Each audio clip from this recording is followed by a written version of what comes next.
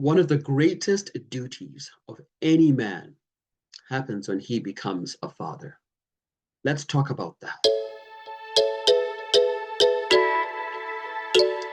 Well, everyone, welcome to DadPrep, the channel that helps people become good fathers. As I've said in my previous episodes, that a good man is the root, the fruit is what you see from that good man. And one of those things is being a good father. I thought today we would engage with a TED Talk by a gentleman in Atlanta that talks about his relationship with his father and how that affected his relationship with his son. I thought it was a good talk. And yeah, let's engage with that. And I will stop now and then and add my 2 cents. Let's go to this TED Talk. To build strong father-son bonds, we must break generational patterns. When I was younger, life was almost like the Huxtables from The Cosby Show. Mom worked at Tennessee State University, and Dad was a doctor. But we didn't quite live the silver spoon lifestyle. See, Dad worked at the community hospital and not in private practice. So there was no big house, name brand clothes, or fancy cars. But Dad was a good man. And like his father before him, he was focused and worked a lot to provide us with a stable and comfortable home. But because he worked a lot, it also meant that he missed most of my school performances, games, and there was little time for us to hang out, play catch, or go skating. And like many men from his generation, saying things like, "Good job," or "I love you," was rare. Now, he did love me, but saying it out loud just wasn't what he was taught. For many of us, our parents provide our sense of stability and comfort and safety. Sorry, I just wanted to interject there for a second. That was kind of my experience as well. My dad did work. My dad was a university lecturer in Kenya. My mom was a nurse, a midwife, and so yeah, my dad didn't show up to my rugby games, to my sports, at my school sports events. But for some reason, I never really felt that I was missing out. Because that seems, I don't know if that's an African thing, that a lot of the time, a lot of parents just don't show up to their kids' events. It was normal. They were working, our events were happening when they were at work. So they didn't work, they didn't happen on Saturdays or Sundays. They just didn't. So for us, it was normal. As for the "I love you," I think I've heard that from my dad once, and it was when I was older. Again, I didn't feel that I was missing out because my dad didn't say to me, "I love you." It was normal. I knew he loved me. I know now the thing is to say no. You can't just say it. You can't just do things, and especially that case with your wife. You can't just do things for her like provide and keep her safe and all that. You have to say those words, "I love you." She has to know that you said them, and that's the thing these days. And so, of course, I with my kids say it often. But I think yeah, the generation before us, it wasn't a thing, and I never really felt I missed out. And while my dad wasn't as present as I would have liked or as expressive as I would have liked, I knew that he cared. And then my parents divorced, and everything changed. I moved to the Northeast with my mom and shuttled back and forth between her place in Philadelphia and Dad in Nashville. The stable home environment that I was used to was now gone. Life in Philly was different. It was fast, tough, aggressive. And to keep up, I had to grow up. This also coincided with my growing interest in girls, music, fashion, and how to handle the school bully. Now, Mom did her best and taught me a whole lot. But for this phase, I needed more input and instruction from Dad. To put it simple, I needed his guidance. But in our summer times together, Dad would lean more into being a disciplinarian. I guess we both had different ideas of how we spend our time together. What I wanted was to spend quality time hanging out, playing basketball, talking about girls. But Dad would fill our summer times with life lessons of hard work and responsibility. This is a lesson in why you need both sexes, male and female, in raising a family. I'm not saying that a single mom cannot raise a good man. I'm not saying a single dad can raise a good man. But I'm saying when you have both, the mom and the dad, it really helps to raise that son, that daughter as well. This is DadPrep channel. That's why I do focus mostly on the men, the boys. Um, but girls obviously have their needs as well. But for the boys, they need dad. When he said that for this phase, talking about girls, talking about handling the school bully, talking about those things, he needed an input from dad, right? And one thing in my situation, my wife would say things to me about what the kids need from me. So in this case, while dad is being a disciplinarian, if they were still together, if he was still together with his wife could have said to him, hey, discipline is fine, but you know what your son needs from you? He needs you to spend time with him playing catch. He needs you to talk to him about girls. That's what he needs from you. And she can guide, she can see something that, like my wife saw something that I was doing, or what I was not doing, but my kids needed. And I think that's why, parents, men and women, can complement each other very well and help each other do the things that's someone may be missing. So divorce is a terrible thing for kids, but sometimes it happens, and so looks like this fellow was missing out a little bit, and dad was focusing too much on the discipline and not enough on the relationship. Even made me get a job, save my money so I could buy my own computer.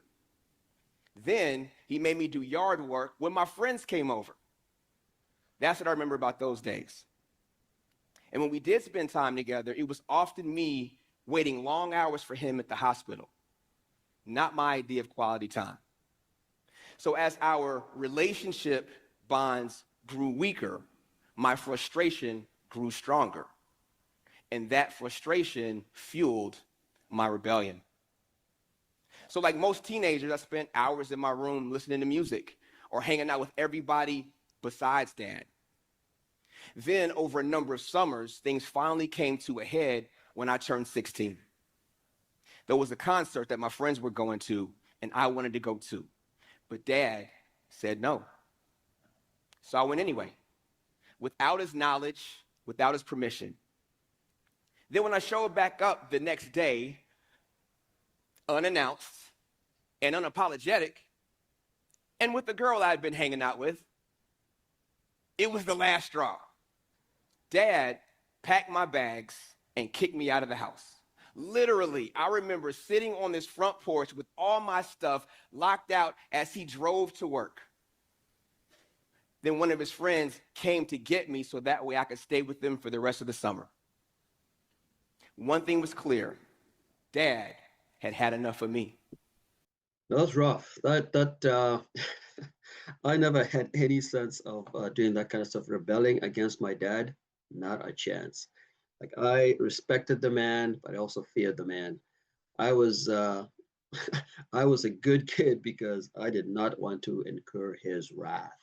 In fact, I remember one time, I forget what it was that I did, but my mom was so surprised that I did it that she actually told me that. Like, she said, I'm so surprised and shocked that you did that because that's not like you. I don't know what it was. I wish I could remember, but because my sisters, in the other other sense, a little bit more rebellious than me, more risk takers than I was.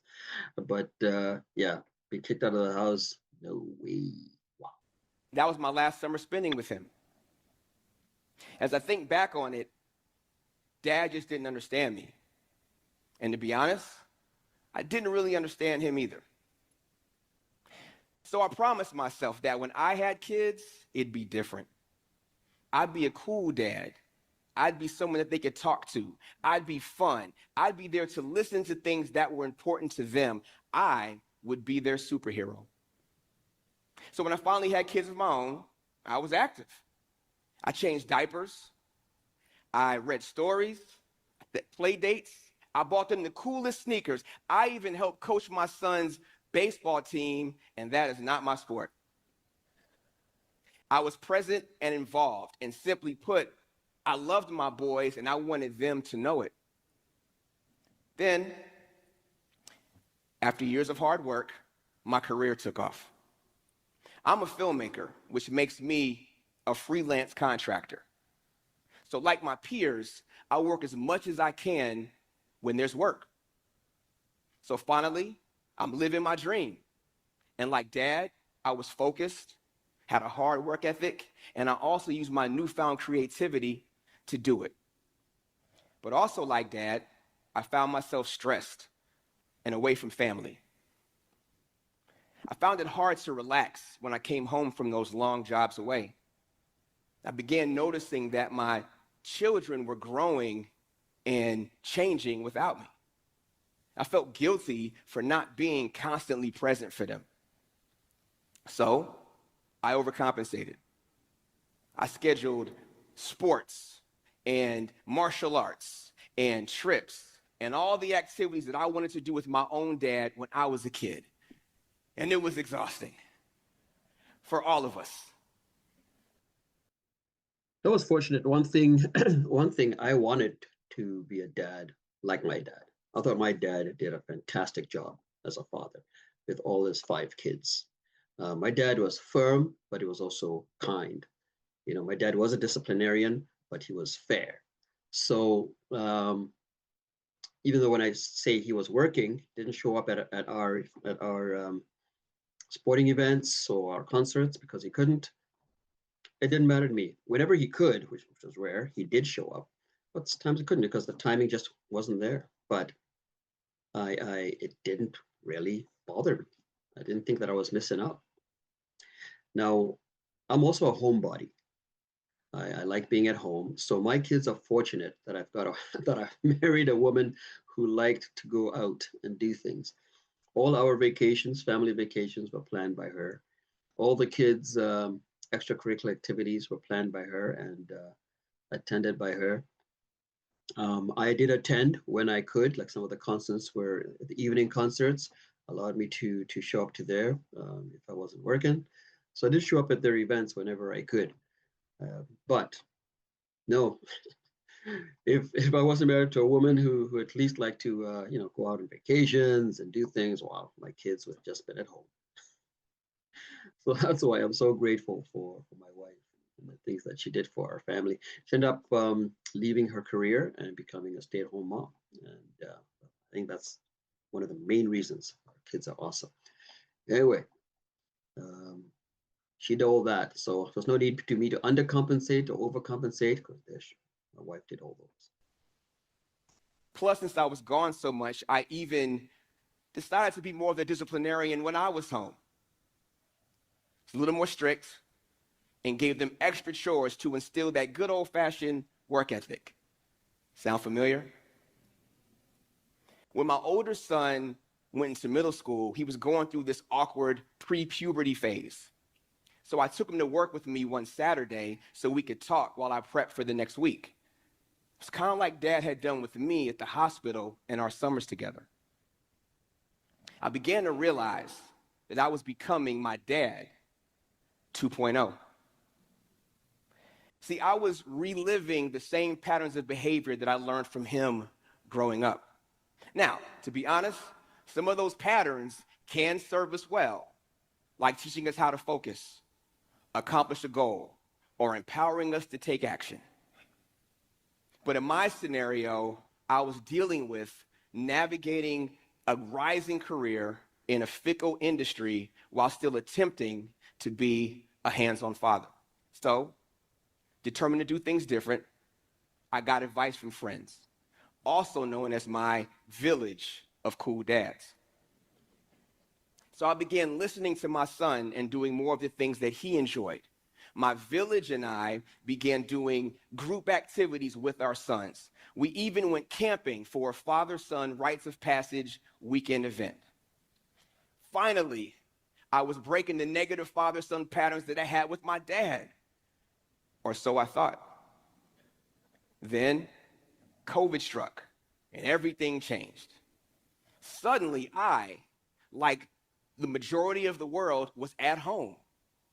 At first, I enjoyed my time for rest and to be with family. But then it kind of became to feel a little bit claustrophobic for everybody.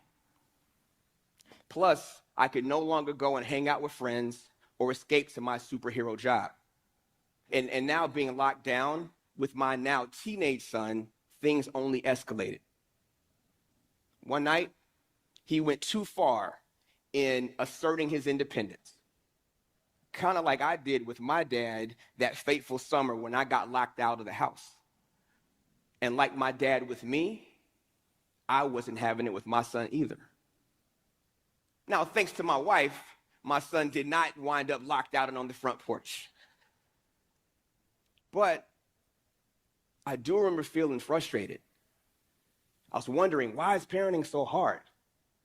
I thought I had this fatherhood thing figured out. I had made the necessary adjustments. So how did I get here? How did we get here?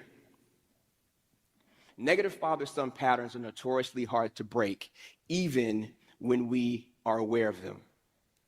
In my case, those things were born out of guilt, my being stubborn, and even a little controlling. And ultimately, they impacted what I wanted the most, which is to get my son to understand that I loved and cared about him.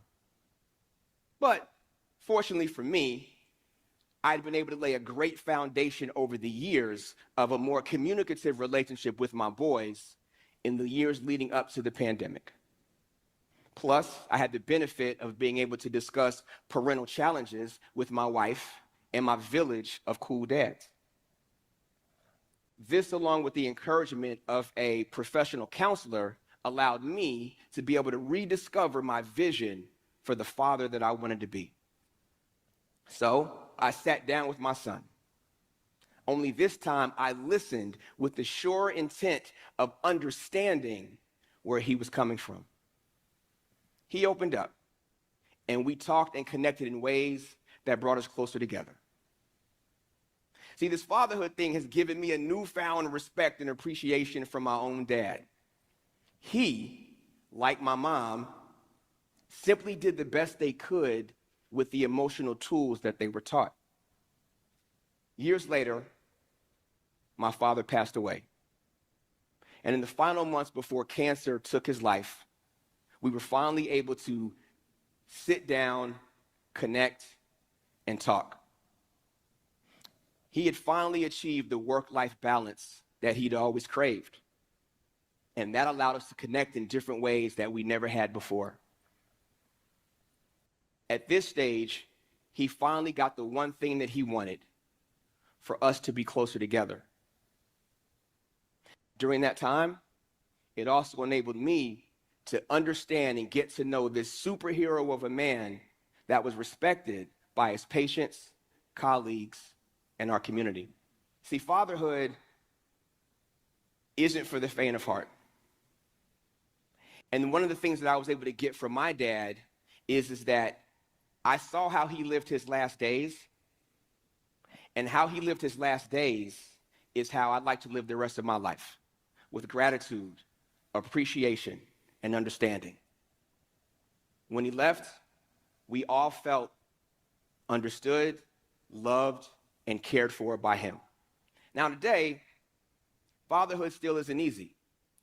It's still tough raising a child, especially a teenage boy. But if what we truly desire is a more loving and caring relationship with our children, then that exists on the other side of the fear and discomfort of learning new ways of doing things. Plus, if we're able to examine internally our patterns of behavior and what drives them, then we too can learn to show up for our kids in ways that they most need us to.